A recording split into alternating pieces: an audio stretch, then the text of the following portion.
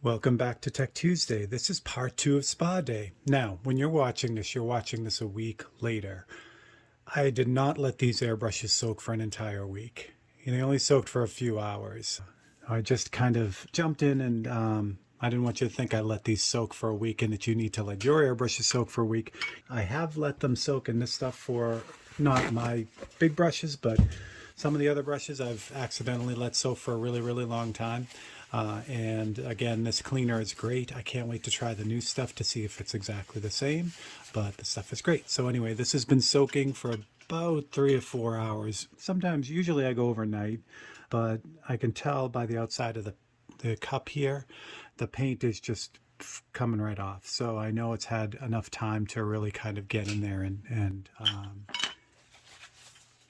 and really soften up that paint.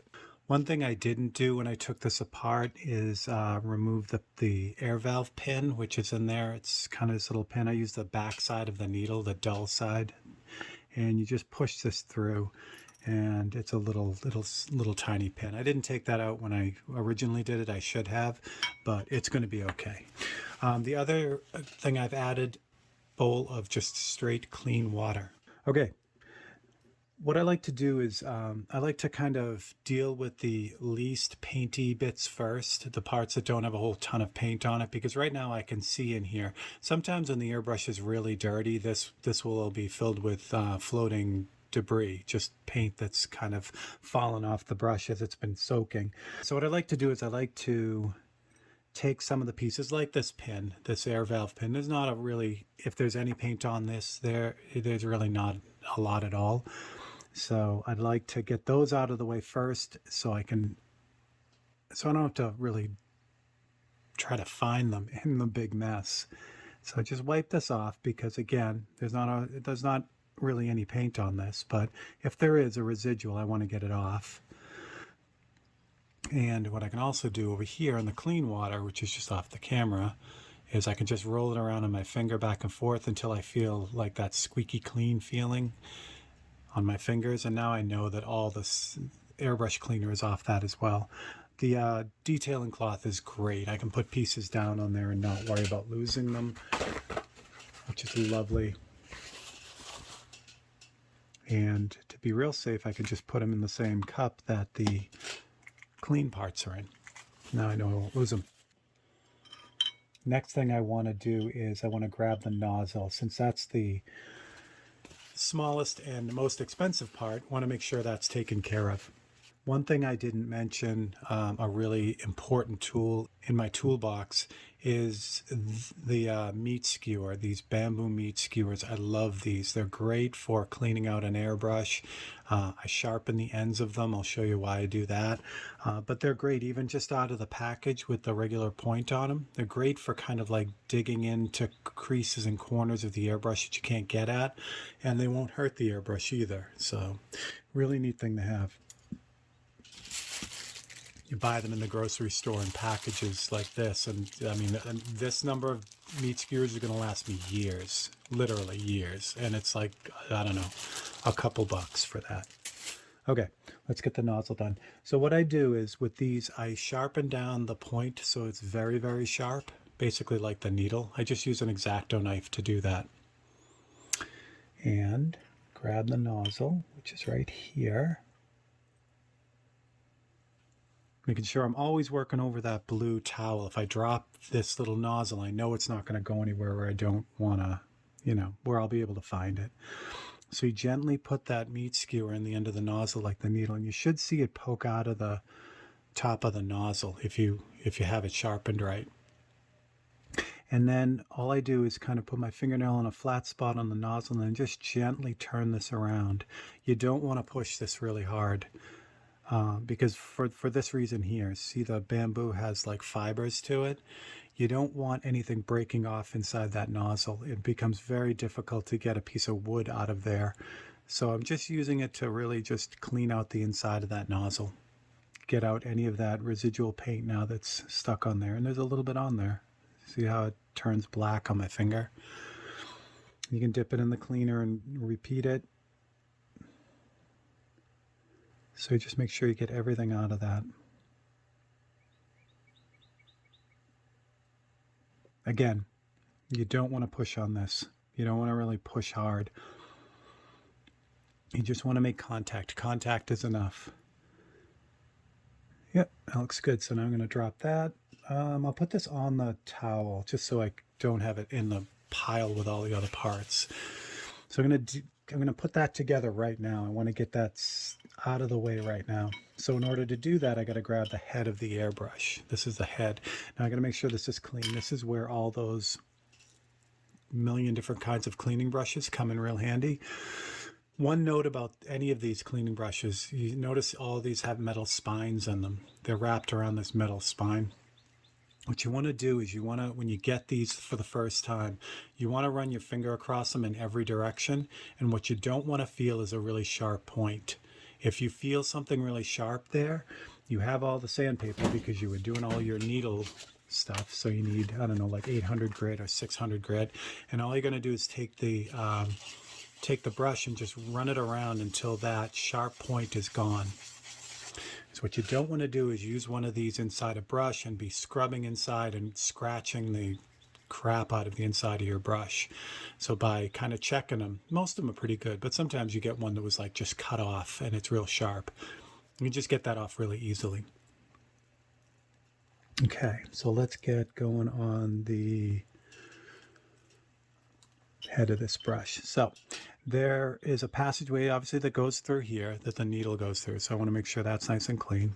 The two ways you can do it, you can scrub it outside of the cleaner. What I'll also do sometimes is I'll hold it in the cleaner and scrub it. And that's a great way to do it because you can see the little gray smoke coming out of it. That's all the residual paint that's in there. And you just want to keep going till it's clean. Now what I'm not doing is pushing this all the way through. And the micron, again, the head comes off the micron, so it's easy to do this. But on another brush, when you actually have to go in this side of it, there are tiny little threads in there that hold the nozzle in place. What you don't want to do is you don't want to damage those nozzles. So this brush is too big for this, so you don't want to, force it in there and try to do that. The small brush too, again, you're talking about a metal spine here. So if I put this in here and run it all the way through, we will pass all the way through, but the metal will also come in contact with those threads. So you really want to be gentle with this. You want to just, again, you're not trying to carve out the inside of this. You just want to make contact. The paint will come out. You just gotta actually physically make contact with it. You don't have to push real hard. And if you let it soak for a while, that paint literally will come out as soon as anything touches it. I think we're pretty good with this now. Just double check the back again. That's where all the paint is. The paint usually isn't on those threads because it's such a good seal there. Yeah, we're looking pretty good. All right, I'm going to rinse this off the same way. I'm rinsing it off in a bowl because if something happens, if I drop it, it's not a problem. It's right there. If you rinse parts over a sink, and I've done it, there's an excellent chance it's going to slip out of your fingers and go down the drain. And that's a bad thing. So don't do it. Again, learn from my pain. All right, so there we go. So it's nice and clean.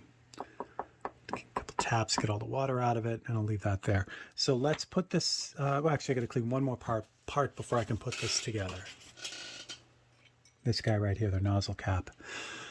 Again, this nozzle cap, it's very important that this stays in the condition that it is when you bought it new. You don't want to damage anything on this because the air, this is what controls all the air coming out of your airbrush. And if this little opening here where the needle comes out, if that's damaged or it's warped or wonky, that's going to really affect the way that the airbrush sprays. It won't spray in a perfect circle anymore. It'll spray in a weird, whatever sideways thing. So you want to be real careful with it. I'll use the same meat skewer. I want to make sure I get all the paint out of that little opening. You see then it sticks through just like the needle does. And paint absolutely positively collects in that opening. That's one of the things that happens. That's tip dry right there and clogging the airbrush. So just kind of, again, gently spin it around, make contact and get all that paint out of there. And with this one, there's enough of an opening in the back that I can twist a piece of paper towel like this. You can use that to clean out the back. Again, you just want to make contact. Once you've soaked it, the paint will just come out and it's nice. You don't have to really scrub it. Especially in here, usually the layers of paint are really, really thin, and I could see the paper towel making contact right in the opening there. That's perfect. So when I pull this out, hopefully it should be clean, and it is. So we're good. All right, what I'm going to do, since the Micron has these three pieces separate, I can take a few seconds, put those together now, and then I don't have to worry about it anymore. Right now, they're vulnerable being out in the open. So we're going to take care of that right now. First thing is the nozzle. Okay. In the Medea kit, they have this thread sealer. It's basically a combination of beeswax, some other components. And this is great olive oil. There you go. There's your ingredients. Coconut oil and olive oil. And what it is, it's like a little tube of chapstick, but it's wax. And it's great for sealing up threads on an airbrush. It's sustainable and it's supports local Portland businesses, which is nice. So what I do again, so where the meat skewer comes in, see this one I've shaved down like a little screwdriver. Works out well. So I just kind of scrape off a little bit. It's pretty soft, so it comes right off. And then you just want to get this on the threads. Try not to get it in the opening. So all in the threads, just kind of move it around. You can use straight up beeswax. Beeswax is it's a lot harder than this because it doesn't have the oil in it. So it's sometimes a little bit more difficult to kind of wrangle around. What you want to make sure is that there's no beeswax inside the nozzle. So I just take the meat skewer and just kind of gently spin it around a little bit. Make sure I don't have any beeswax in the nozzle at all. And there we go.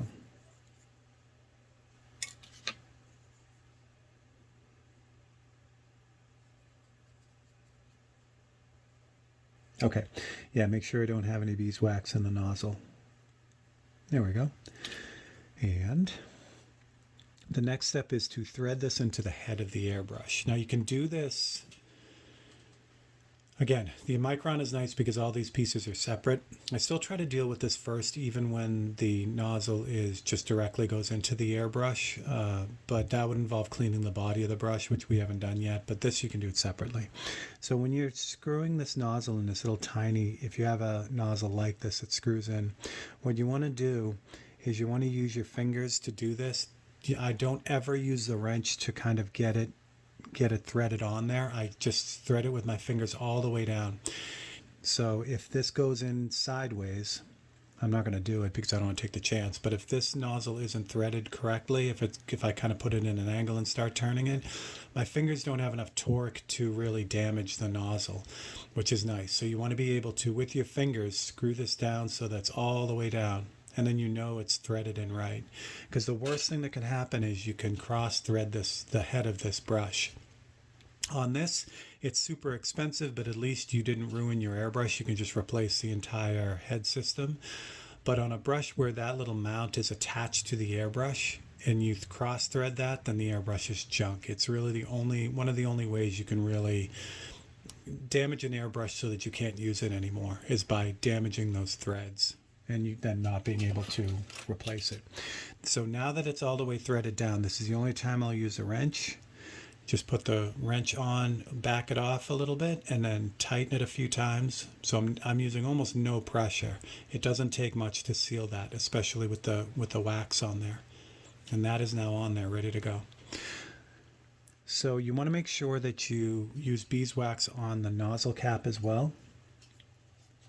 Grab some more of that. Because if there's a gap in the vacuum of this part right here, the airbrush will skip. It'll fire like a machine gun because it's letting air in and that vacuum is being compromised. So you want to make sure that you get wax on this too. A good airbrush will usually make a good enough seal without any of the beeswax, but this is, again, I use Chris Arpin's saying all the time, this is just cheap insurance. If you really have a nice clean fit and you have all your threads sealed up, the airbrush is just going to work really, really well. And a brush like this, the Micron, relies on everything being perfect. So, all right. So again, no wrenches, no nothing, just hand tight. And I'm just kind of wiping off the excess wax there, and this is all ready to go. So now I can put this aside. It's nice and safe. I don't have to worry about the super expensive parts now. Okay, back to the cleaning stuff. Let's grab, again, I usually go in the least dirty pieces. The reason why is because if I clean the body of the brush, there'll be all kinds of paint debris in here, and it's difficult to see the other parts and that kind of thing. So if I take the parts that don't have a ton of paint on them first, that works out really, really well. This one, again, with this cleaner, I just wipe off the paint. I don't even have to scrub it or anything. Paint just falls off. I do want to make sure that I've got inside of this channel clean. This is the needle guide, so just going to run the cleaning brush through it a few times.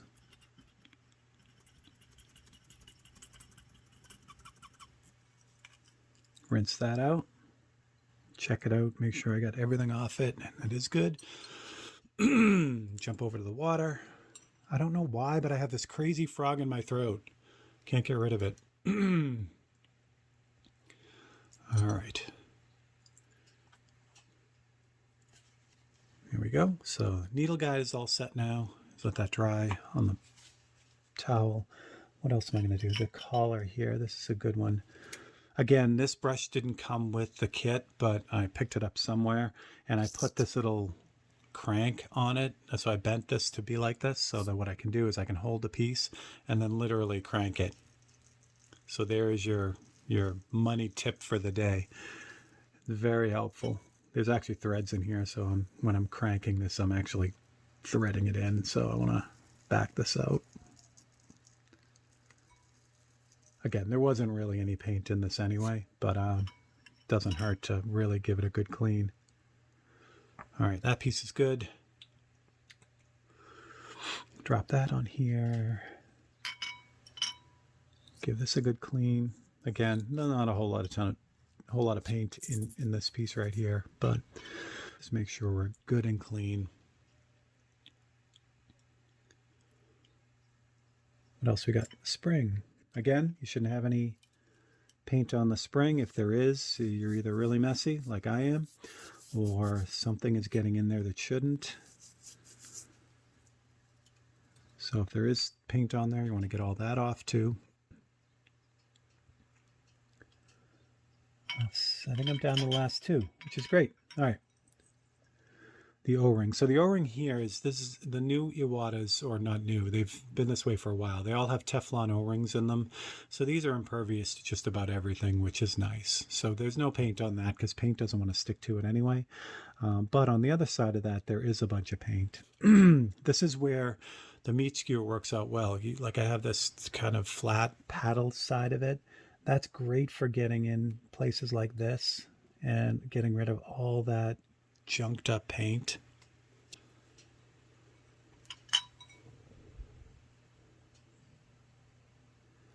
So all that paint that's stuck in here, you just kind of work all that out. Now this paint that's here, that's stuck in these little grooves here, that's simply from me drawing the needle back and, flushing it out and doing stuff like that. It does collect here, and again, it shouldn't really because of the O-ring, but when I draw the needle back to flush it out or pull the needle out, it's going to leave a little bit of paint in it. So this will get kind of ooey. There we go. So I just kind of run through that thing, get all the paint out of there. And then we'll deal with the passageway that actually goes through. And I broke my meat skewer. There we go.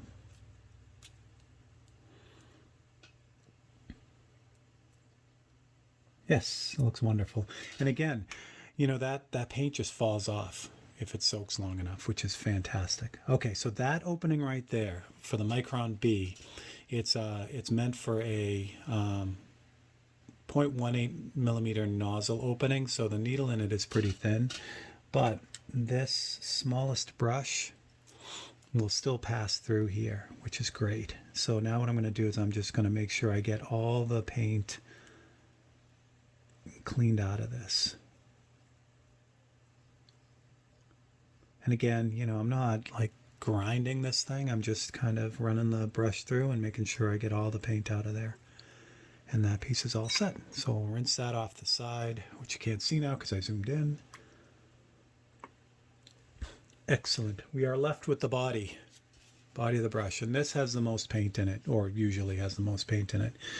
What I'm going to do first is I'm going to start with the inside passageway from this brush. Now, because the head comes off of this and I have the needle seal off of this, there's a pretty big opening that runs through that whole thing.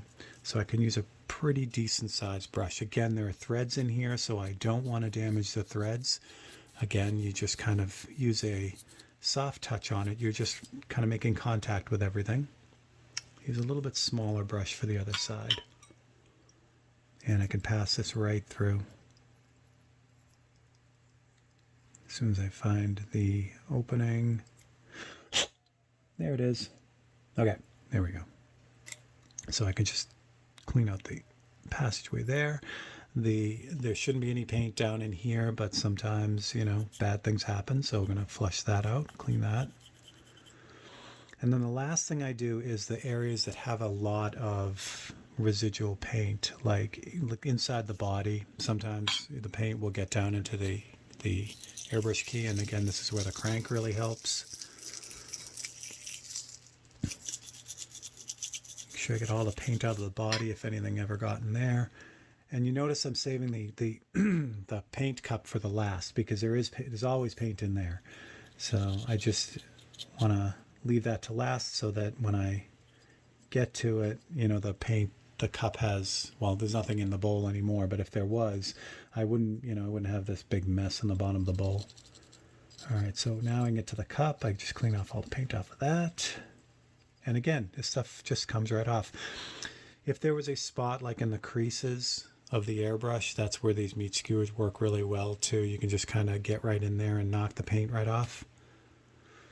And the inside of this cup, I'm missing one brush. It's on the other side because I use it all the time, but I can use this kind of broom-like brush to do this. And I'm just going to kind of clean the inside of the cup of this brush. There we go, get all the paint out of there.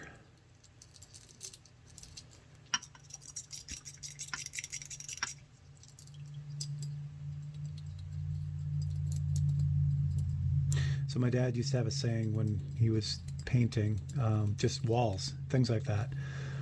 With his paintbrushes, the rule for him was when you were done, you shouldn't be able to tell what color you were using in the brush.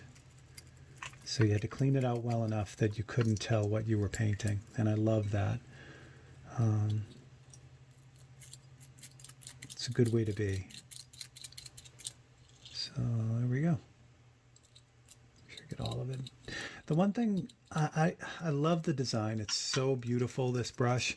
But one thing that kind of is a little bit rougher as far as just usage on this brush. See how the cup, it's beautiful. It curves over like this. So there's that inside ridge in here, and paint always gets stuck in here, and it's sometimes difficult to get it out unless you're actually cleaning it. So if it was a straight cup, it would be easier to clean, but I guess from a practical standpoint, that would be nice about this brush. However, from a aesthetic point of view, this is the way it should be. All right. So with this now clean, this is the only piece that I will often bring to the sink and rinse out, because, you know, obviously if you drop this, it's not gonna, you know, you don't want to drop it and damage it. But if I drop this isn't going down the drain. It's too big. And it's nice to have the, you know, the real good flush of water through it. However, the bowl really works well too. You just got to make sure that you get enough water passing through it. and that as you're kind of rinsing it off, you really feel that squeaky clean type of feeling. You don't want any of the cleaner residue left on there. Because if there's cleaning residue on there, chances are there's also paint mixed in with that soap, and that will form this gummy, nasty mess. It isn't quite as aggressively adhesive as the glue, but it just adds a level of mess to your airbrush that you don't want. Okay, you're ready, all set. So I'm going to put this bowl aside. I'm going to dry off my wrinkly fingers. I'm ready to put this thing back together.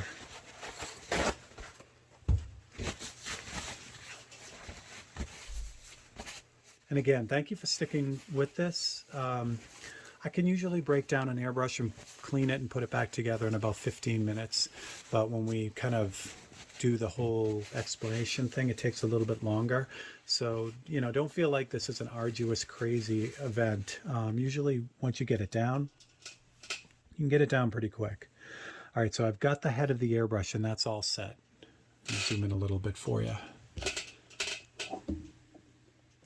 So the head of the airbrush is all set. There's just one more thing I need to do, which is what I did with the rest of it. A little bit more of the beeswax or wax on the threads of this as well. And again, I don't want to get wax everywhere, so I want to really kind of make sure that I get it just on the threads. And with the oil in this, I love this stuff so much nicer than just a straight up beeswax. Beeswax is really hard. It doesn't want to conform to the threads really well. It needs some heat, either from your fingers or physical heat, like a lighter or something. And that gets into some weirdness. You don't want to. I don't know. I just have a feeling that I'd end up damaging the brush if I had to heat this up with a, heat source. All right, so that thread's on here. Again, I put a little bit extra on here, so I know that's going to kind of squeeze out. So I'm just going to wipe off the excess wax. And again, all hand tight. These things are machined well. I haven't met a really good airbrush yet that needs to be any more than hand tight on any of the parts, except the nozzle possibly. Like you can't grip that enough with your fingers to get that sealed the right way. So that does need a little bit of help from a tool. But other than that, that's it. All right, next up is the O-ring. And again, Iwata has this great tool that's made for this. And the reason why this is so nice, it's got the screwdriver on it and the long, thin barrel to get through the airbrush. But you also notice this pin that's sticking out of the end of it. What that does is it keeps the O-ring from being compressed too much. Like if I didn't have that, if I just had a screwdriver and I put this into the airbrush, I could really crank this down and that O-ring would get compressed, and then that opening where the needle goes through would be much smaller, and the needle wouldn't go through. It would get bound up and hung up, and it just, normally it's a back and forth. You put this in, tighten it, put the needle in, try it out. If it's too tight, you loosen a little bit. But that little guy right there, that rod that sticks through, will prevent you from over tightening this. It's really just a brilliant idea. Okay, so this goes back in here again. Anytime you have threads in an airbrush, you want to let it thread itself. If there's any resistance at all with this, you stop. You don't force anything. Again, that's a great way right there to ruin this airbrush. If that piece is cross-threaded, again, you can't replace the body. So you want to really, really be careful. So double check, triple check, make sure that's free and threading in really nicely. Screw that right down to the end. And then I give it a little bit of an extra, just a tiny bit. And at this point, what I can do is I can take the needle and put it through there. And again, with that tool, it's really just in the right spot. You want to feel a tiny bit of resistance there as you roll it through. I think I'm going to tighten that up just a little bit more. Just a hair. So again, you want to be able to feel that. You want to be able to feel that resistance there, and that means that you have contact from all the way around the O-ring on the needle, and that stops the paint from coming backwards through the brush. So it's a really, really important thing. In fact, I'm going to give this another little bit of a tighten. just to make sure I get a really, really good seal. Obviously, and again, if I tighten this too much, then I can't get the needle through. The O-ring's going to be all jammed up. And that's perfect right there. So I'm all set with that. So I'll take the needle out for now. And we'll put together throw the air valve in now. I got some water in here, so I'm just going to blow through here to get any of the residual water out. Nice. Air valve, throw that in here. You can put the pin in first. It doesn't overly matter. So you could put a little bit of airbrush lube on this. I don't usually use the lube at all, but it's, you could put a little bit on there. It'd help that not get gummed up. And this is kind of a fun thing to try to get in. So you can't really, I can't really show you because, see how it fell in and it's sideways? I don't have a ton of light down here to show you, but you just kind of fish around until it falls into the little opening where it belongs at the bottom of the airbrush. You just kind of stick it back in there. So it's in correctly when you push down on it. You can feel it bounce back up. And then you see the pin. Oops, no you don't, because I'm on the right spot. There we go. You see the pin moving up and down. So that's in the right spot. Okay, so that is the air valve. Let's go with the back side of the brush. Okay, so the needle guide here has a little tab on it, and that's the auxiliary lever. That's what actually helps smooth out the way that the trigger works. So I'm going to take the trigger, and there's a front and a back to this. There's usually a scallop cut out in the back of the trigger. The Micron triggers are really easy to tell because of the way they're shaped, but some triggers are round and you can't really tell unless you have that, So then the auxiliary lever makes contact with that right in the front, like that. And now I can put together the back. Okay, so next is the collar here. And that goes back on there. And now the spring. Spring goes on here. And then the spring adjuster is next. Now this piece here, this is adjustable. There is no correct way for this piece right here. The more you tighten this, the harder it is to pull your trigger back. So some people like it with a lot of resistance. Some people like it with a little resistance. So it's an adjustable thing, which is really kind of nice. So I usually like it pretty tight. I like to have that resistance there. It just gives me a little bit more feeling of control. I put the needle chuck on here. It just protects the needle when I go to feed the needle through. And that is next. So if you did it right, needle will stick out at the end like it should. You want to tighten this, but not over tighten it. If you over tighten it, the Japanese brushes tend to stick in this open position and then the trigger gets all floppy. If that happens, you just loosen the needle chuck a little bit and then retighten it, but don't be Superman on it. And finally, to make sure everything stays safe, the handle. And for me, the quick connect. And this brush is back ready to go. It's brand new and it's all cleaned out and ready to rock. I can just tell by the trigger now. It's so much smoother because I've got all the paint out of that little, O-ring holder. So, so it's all ready to go. All right. So there's the end of your spa day part 2. Thanks for hanging on with me. I'm going to finish cleaning these other 2 brushes and get them back up and running. If I missed something or if I glossed over something and you have questions, or if you have a different way of doing it, let me know in the comments. And of course, a like and subscribe would be most appreciated. All right. So for Tech Tuesday and Steve Leahy, this is Spa Day Part 2. Thanks for joining me, and I will catch you guys and girls next week. Thanks a lot.